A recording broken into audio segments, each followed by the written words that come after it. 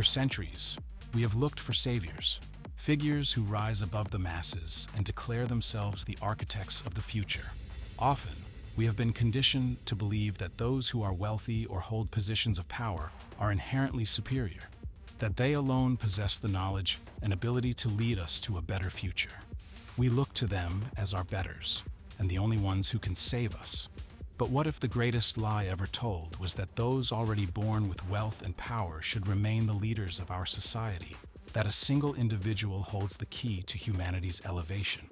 Elon Musk, born into a privileged position in apartheid-era South Africa, has built an empire by positioning himself as such a figure, not just an innovator, self-made man, a genius, a force beyond mere mortals. However, it's important to acknowledge the institutional advantages he gained from his family's wealth, which was built upon exploitation and systemic inequalities. While Musk may think himself humanity's Overman, the true Overman, the future of power, is not found in billionaires, nor in kings, nor in politicians. The Overman is something entirely different. The question is, will we recognize this before it's too late?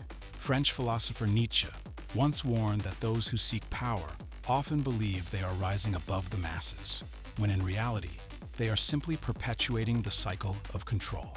Elon Musk is not a creator of new values. He is a man trapped in the old system of power, mistaking wealth for transcendence. He demonstrates this desire to shape the world in his image in several ways.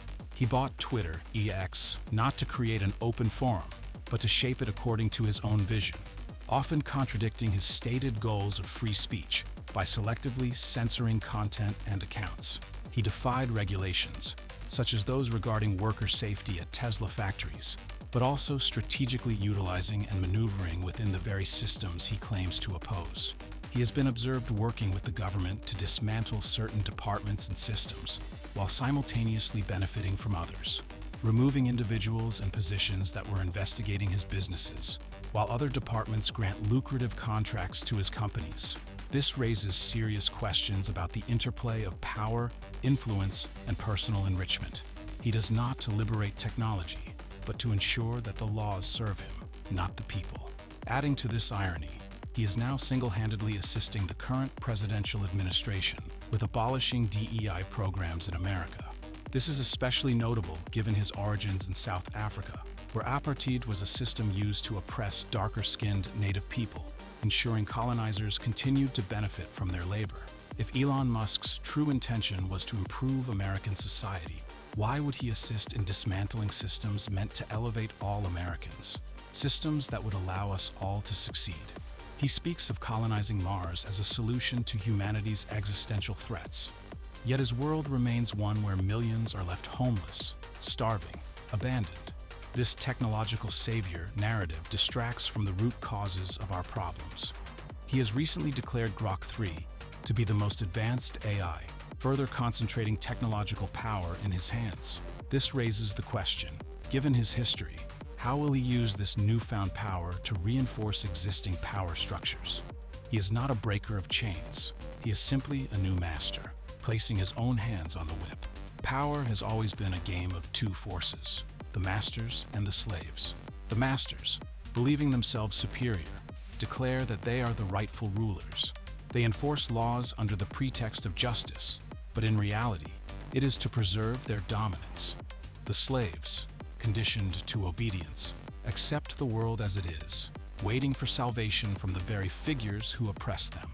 This is why we tolerate a world where millions live in poverty, while a handful hoard the resources of the earth. The homeless starve, while excess wealth is stored in offshore accounts. It used to be that war, rather than progress, was the most profitable business of all.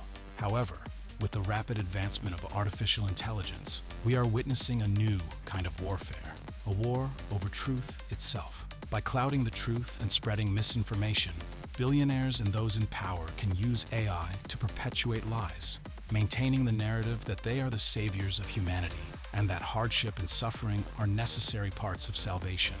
This allows them to protect their wealth and positions, while the rest of us struggle to discern reality.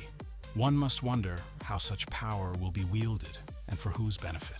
Will it serve to liberate or further perpetuate and entrench existing hierarchies? And yet, Nietzsche's warning was clear. If humanity continues to submit to this cycle, it will remain forever stagnant. The true overman is not found in the master nor the slave, but in the one who breaks free from both. Transcendence. The overman is not a single man.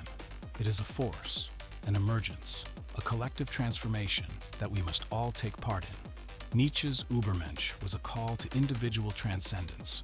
Let us take that call, not as a single man, but as a whole of humanity. It does not wait for leaders to rise. It creates its own path. We are that path. This is a call for each of us to embody the spirit of the overman, to reject the old power structures, and to stop waiting for a savior and blindly following false prophets. It is a call to take action in shaping our own destiny and that of humanity for the betterment of all, not a select group of individuals. It builds open source knowledge, ensuring that no single man can own the future. Every one of us has access and input. It rejects the rule of the elite, replacing it with a new form of democracy, one that elevates rather than divides, a democracy where we participate actively, not passively. It transcends nationalism, corporate greed, and economic exploitation, forging a society where human flourishing, not profit, is the highest goal. Our goal. The overman does not seek to rule. He seeks to create and advance, as does each of us. And for the first time in history, we have the power to do so. One might argue that the old world is not dying, but thriving. In fact, one could look at what is happening in America right now and see that the old world is alive and well. And it's true, in many ways, the systems of power, control, and exploitation seem more entrenched than ever. The old world is not just dying. It is collapsing under the weight of its own contradictions and resistance to change, but it's fighting back with all its might. It is a world built on the illusion of progress, a facade masking the exploitation and suffering upon which it stands. A world where values are inverted, and the strong are held down while the weak are elevated in a way to create chaos and confusion.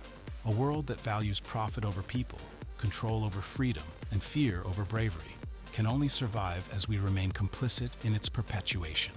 But what if we consider a different path? Nietzsche spoke of the revaluation of all values, a radical shift in what we hold dear. What if we dared to question the status quo and to imagine a world truly worth living in?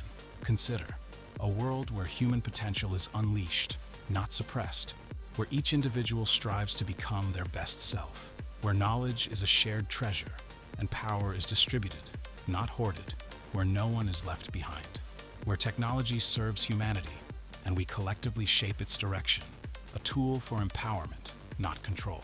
The overman, as Nietzsche envisioned, does not wait for leaders. He or she is the one who creates new values, who transcends the old moralities of master and slave.